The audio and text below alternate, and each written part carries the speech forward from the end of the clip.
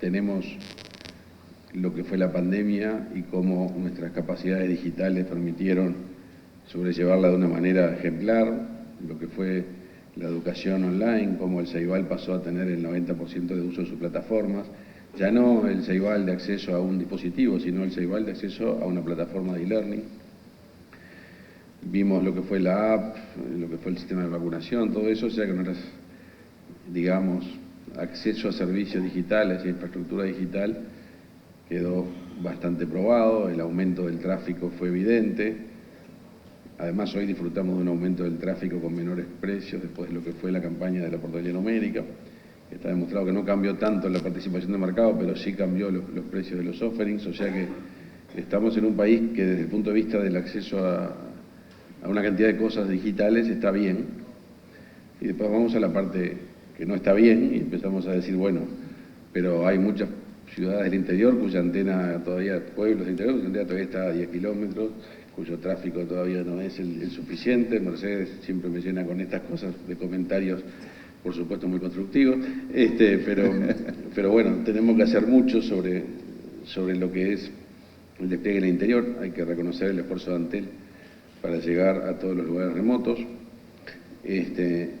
Y esa es la visión general del acceso a la infraestructura. Después tenemos que entrar más en lo que es el sector productivo, y uno ahí empieza a encontrar muchos desafíos a nivel de las pymes, empieza a encontrar también muchas cosas que se están haciendo y muchas cosas que fluyen bastante naturalmente y hoy nos parecen cosas notables y normales, pero en realidad no lo son tanto. Lo que es el e-banking o el acceso a las transferencias de dinero, a los pagos digitales, todo eso cada vez tiene más dinamismo y nos parece algo normal, pero está pasando. También vemos todo lo que puede ser la tecnificación de determinados sectores productivos, que también hoy, si uno se pone a mirar lo que es la cadena forestal, encuentra que está plagado de máquinas muy avanzadas, llenos de tecnología digital, información que se utiliza después para entender mejor sobre cómo está desarrollándose la plantación.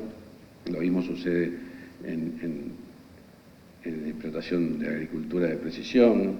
Vemos cómo nuestra valorización de nuestro ciclo ganadero está siendo también apalancada por tecnología digital. Tenemos muchos años de trazabilidad, pero además ahora estamos viendo la puesta en valor de eso por distintos productores que pueden certificar que son carbono neutrales, en fin. Y todo esto se tiene que complementar con lo que pasa con nuestro ecosistema de empresas que están en el sector. Y cuando miramos nuestro sistema de empresas que estamos, vemos cómo cambia rápido, vemos cómo han desembarcado empresas internacionales que han adquirido empresas nacionales, cómo algunas empresas nacionales han explotado y hoy están en la bolsa de New York como unicornios. Por supuesto vemos un ecosistema de startups, vemos los desafíos de conseguir mano de obra, que no es precisamente mano lo que se precisa, en todo caso teclas, pero más bien cerebro de obra, y los desafíos también, pero también las oportunidades para que el Uruguay lidere en la región y capte talento en toda la región, cómo se han hecho algunas cosas para facilitar esto, cómo se han atraído empresarios de la región para también fortalecer nuestro ecosistema. Evidentemente la pelea por los técnicos aumenta y eso genera también más fricciones, es uno de los desafíos que tenemos, pero está claro que nuestro ecosistema digital es potente y está siendo cada vez más potente. Y ahí es donde el gobierno quiere ayudar a potenciar todo esto. Después podemos hablar más de temas de infraestructura, pero para hablar más de cómo potenciar el ecosistema, la visión principal y primera que hay que tener que es un ecosistema. Por suerte el mundo tiene esta visión bastante incorporada, incluso países que tenían una visión muy monolítica, donde la corporación tenía su propio desarrollo interno de tecnología y era muy celosa de lo que pasaba adentro y no dejaba entrar a nadie, ha ido cambiando por el propio dinamismo necesario. Lo que hacen las corporaciones grandes hoy es tratar de incorporar innovación desde afuera y generar ecosistemas.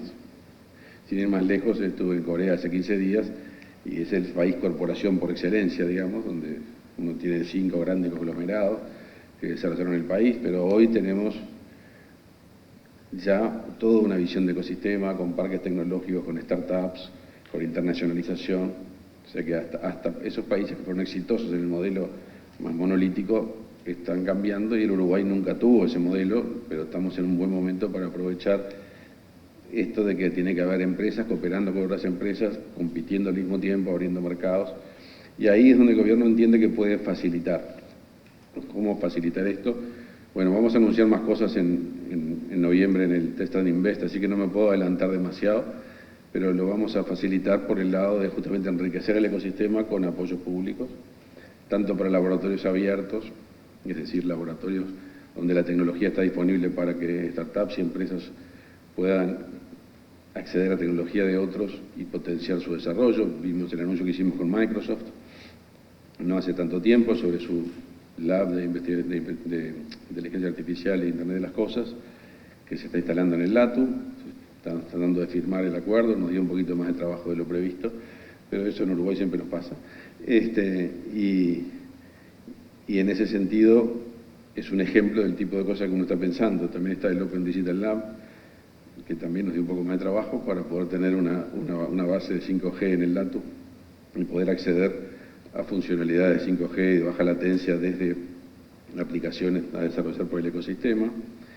Y nuestra visión es ir ampliando esa posibilidad de laboratorios abiertos y desarrollo de pilotos facilitados por el gobierno. Ahí el programa con New Lab también está arrancando con bastante fuerza. Ya tiene 2 acuerdos con empresas grandes, con Globant y Mercado Libre, pero queremos ir a un modelo de apoyo a pilotos más amplio, donde problemas pueden ser de todo tipo de sectores de la economía, pero que usen este tipo de tecnologías, puedan ser potenciados para que rápidamente haya generación de innovación, que es para el mundo, que es global, y por lo tanto atraer también talento de otros lados, atraer empresas de otros lados, generar inversión, y que el Uruguay esté en el mapa como el polo de innovación de América del Sur, que es un poco la visión que tenemos. Creemos que la coyuntura es ideal para eso, y estamos tratando de aprovecharlo. Así que bueno, esa es un poco la visión, y se me terminaron los 6 minutos, creo, así que por ahora.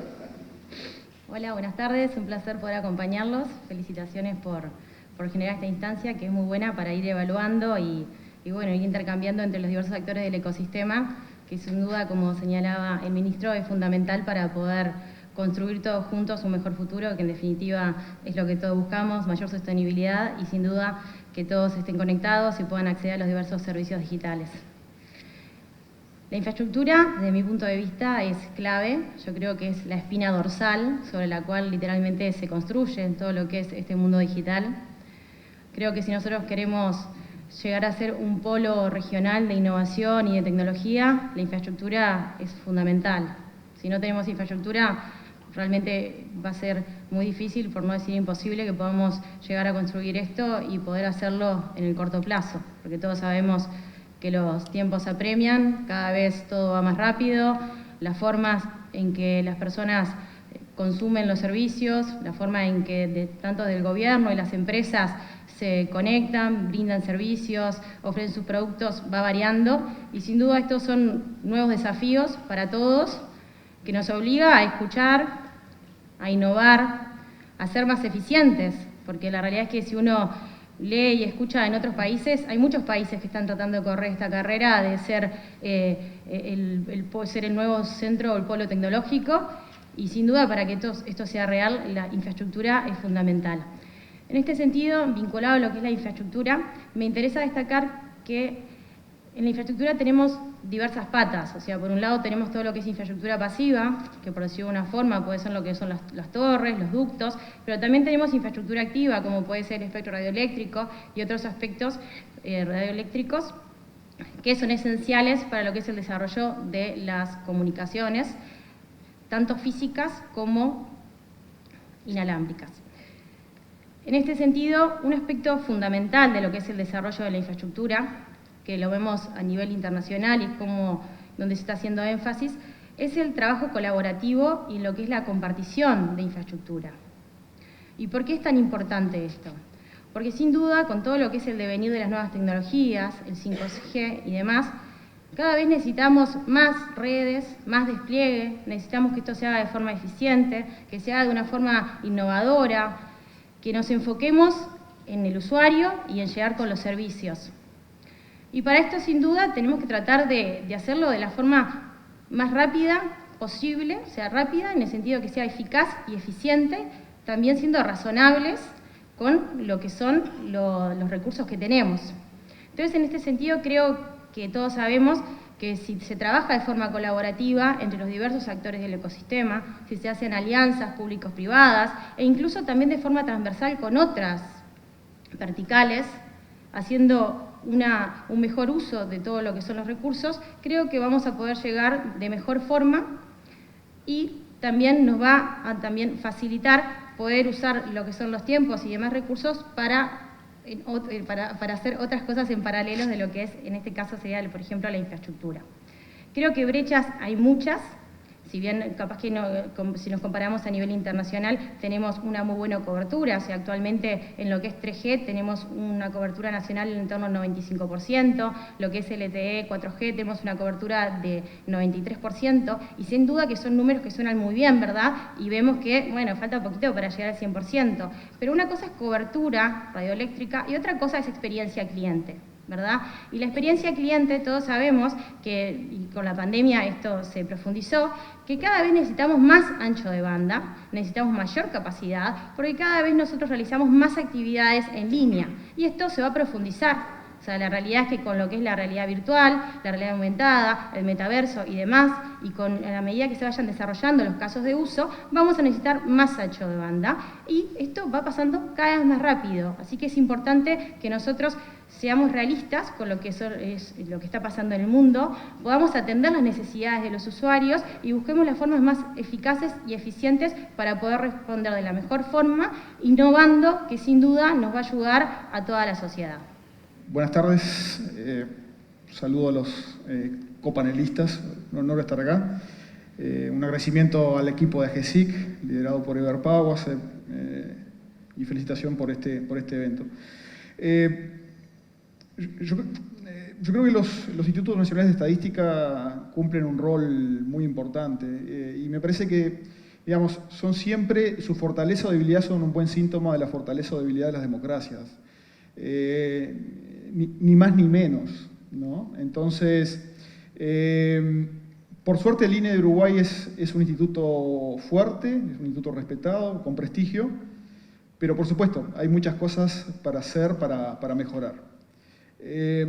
Y agradezco la mención al plan estratégico, es decir, nosotros estamos trabajando orientados por un plan estratégico que lo presentamos en el año 2020 y que como visión busca transformar lo que era un INE muy tradicional, un INE que básicamente generaba estadísticas a partir de la recolección de datos con encuestas. Es una estructura bastante vieja en términos de cómo se obtiene la información. Yo siempre digo que eso es como ir a picar piedras, ¿no? En un INE que tiene la visión de ser un gestor y administrador de datos que no necesariamente produce. Es decir, que provienen en general, por ejemplo, de registros administrativos, ¿no? Datos del BPS, datos, digamos, de intendencias, de otros organismos públicos, eventualmente el sector privado también, son proveedores muy importantes de datos. Y siempre pongo un ejemplo de qué cosas miramos. El INE de Finlandia, el 95% de los datos que utiliza para producir estadísticas provienen de registros administrativos, solo el 5% proviene de encuestas, y ese 5%, solo el 5% es con entrevistas presenciales. En el INE, en el año 2020, casi que el 100% de lo que producíamos eran encuestas. Entonces, básicamente estamos trabajando en esta visión de ser digamos, un gestor y administrador de datos y tenemos algunos avances bastante concretos en ese sentido. Uno de los elementos que hemos creado en este marco es el tener un data warehouse en el INE. Antes las encuestas estaban separadas en cada una de las divisiones, sin conexión, y por tanto nadie podía usar la información que estaba en diversas partes del INE, además de que no aprovechábamos fuentes muy ricas de información. Ahora tenemos un data warehouse que integra múltiples fuentes de información y que de hecho ya lo estamos utilizando para producir algunas estadísticas. Hace pocos días lanzamos estadísticas de demografías de empresas que se generan en base a información que proviene del BPS, nacimientos, mortalidad de empresas cada 3 meses. Y además esto permite generar estadísticas a nivel geográfico muy desagregado.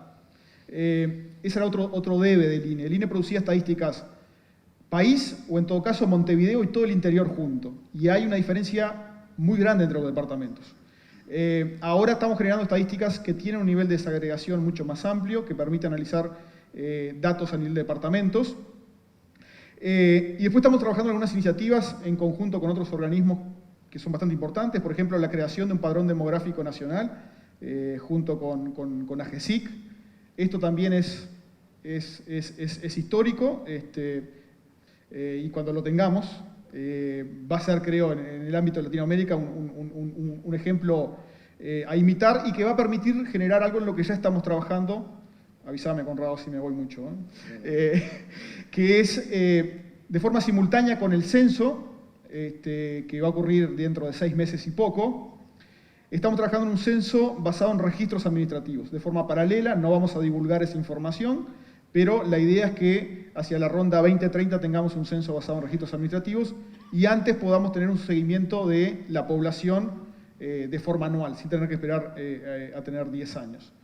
También estamos trabajando junto a GESIC y la infraestructura de datos espaciales en un sistema único de direcciones en Uruguay, no existía, y la obligación de los organismos del gobierno central a utilizar un único sistema para registrar las direcciones. Eso va a tener un impacto, creo, muy importante en diversas políticas públicas. Podría mencionar más cosas, pero creo que como por los 6 minutos es suficiente. Gracias. Excelente, Diego.